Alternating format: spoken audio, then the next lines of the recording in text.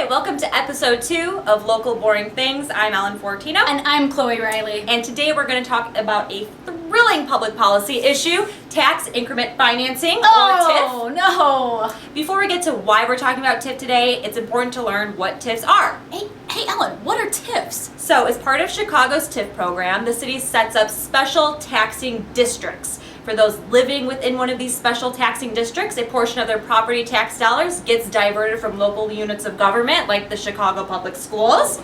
And the money is then used in return for economic development projects inside the TIF district, like a shopping center. Okay.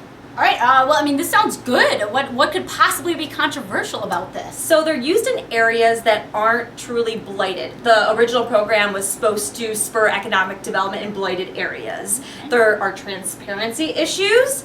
Critics consider the TIF program to be a slush fund for the mayor. Ooh. TIF subsidies have been given to really well-off corporations like Walmart. And most importantly, I believe, it's squeezing units of government like the public schools that depend on property tax dollars. Oh.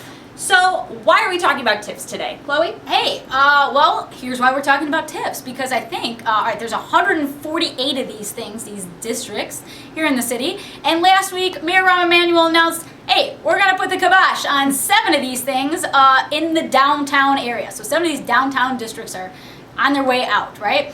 And what this means is, these 7 aren't just any 7. These 7 brought in last year a whopping $93 million just in these 7 downtown districts, according to our good friend over at the Cook County Clerk's office.